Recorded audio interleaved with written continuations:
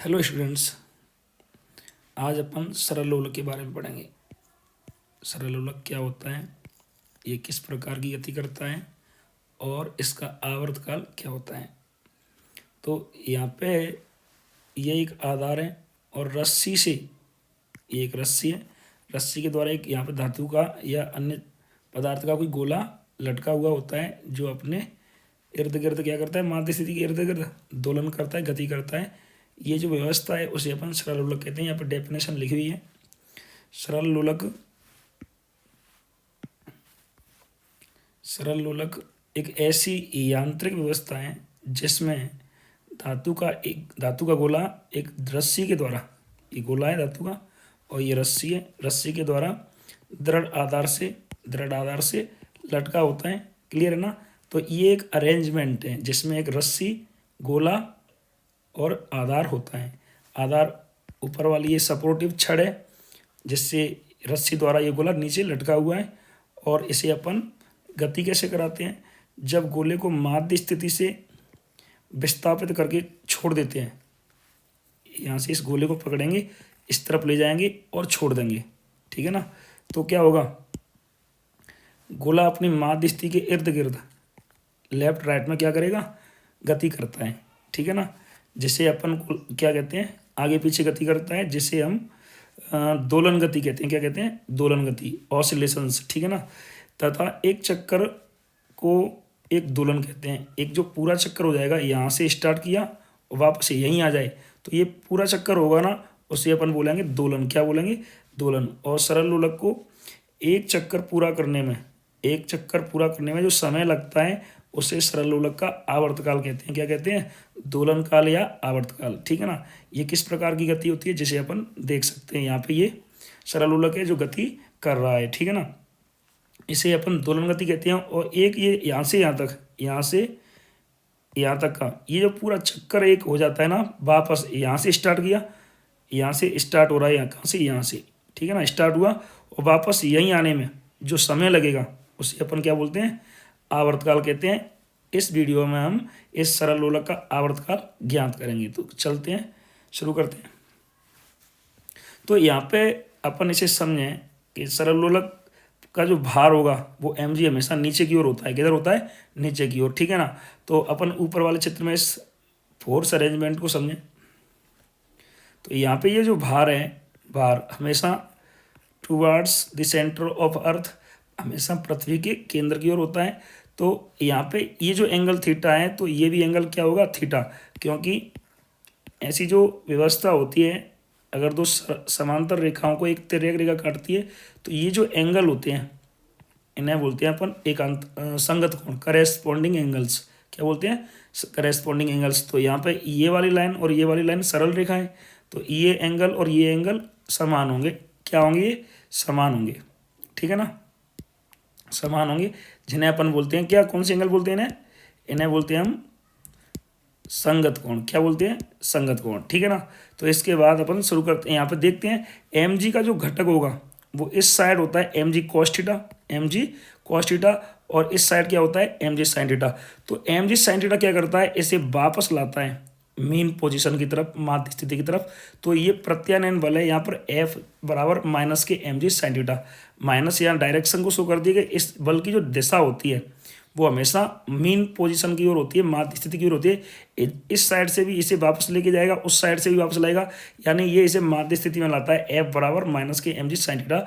यहाँ पर सरल लोलक पर प्रत्यानयन बल होता है। क्या होता है, प्रत्यानयन बल।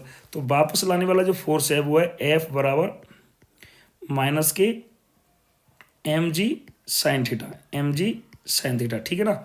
F बराबर माइनस के mg sin थीटा क्या है, सरल लोलक को वापस लाने वाला फोर्स है माध्य स्थिति की ओर, जिसे अपन प्रत्यानयन बल बोलते हैं।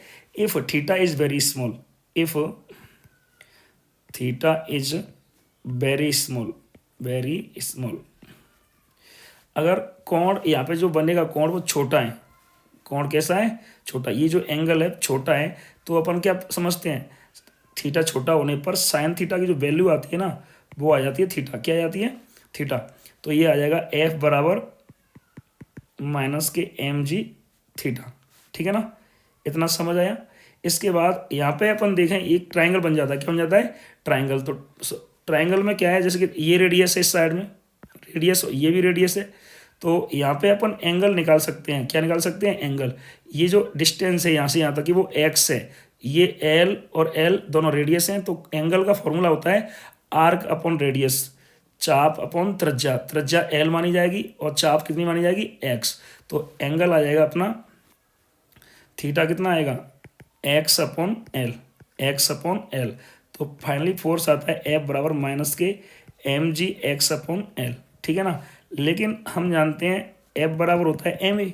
एफ बराबर क्या होता है?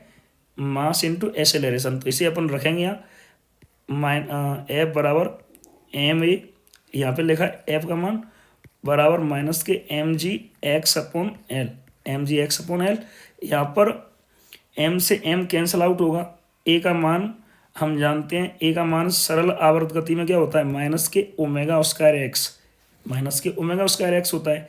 तो अपन रख लेंगे माइनस के ओमेगा स्क्वायर एक्स बराबर माइनस के जी एक्स अपॉन एल, माइनस के जी एक्स अपॉन माइनस के जी एक्स अपॉन एल। क्या है? माइनस के जी एक्स अपॉन एल, ठीक है ना।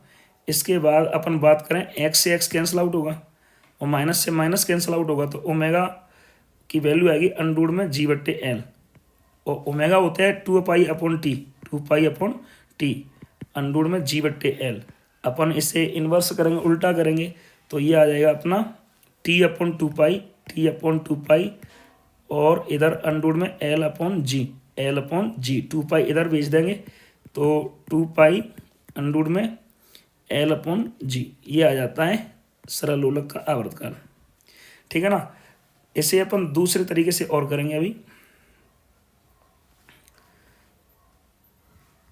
पहले एक बार समझ लो,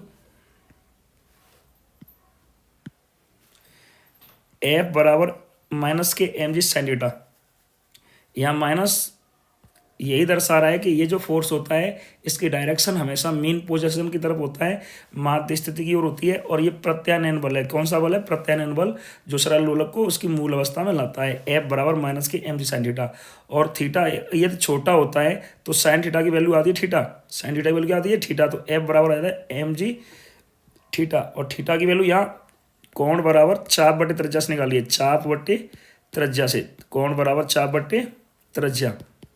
तो चाप अपनी क्या है? एक्स, चाप कितनी दे रखी है? एक्स दे रखी है, और त्रिज्या दे रखी है एल। तो कोण आएगा अपना एक्स अपॉन एल, कोण क्या आ जाएगा? एक्स अपॉन एल, जो हमने एंगल की जगह पे रख देंगे। तो एफ बराबर minus k m g x upon l, ठीक है ना। एफ बराबर एम ए हम जानते हैं, तो एम ए बराबर आ जाएगा ये, ठीक है ना। एम से एम कैंसिल आउट हो जाएगा, ए की वैल्यू सरल आवर्त गति में क्या होती है? माइनस के ओमेगा स्क्वायर एक्स, ठीक है ना, और एक्स से एक्स कैंसिल आउट हो जाएगा, तो ओमेगा स्क्वायर पाएंगे तो ये आएगा, ठीक है ना। उल्टा करेंगे तो ओमेगा की वैल्यू ओपन कर ली, ओमेगा क्या होता है? 2 पाई अपॉन टी होता है। तो यहाँ ओमेगा खोल लिया है, ओपन किया है, 2 पाई अपॉन टी, और ये सेम उतारा है।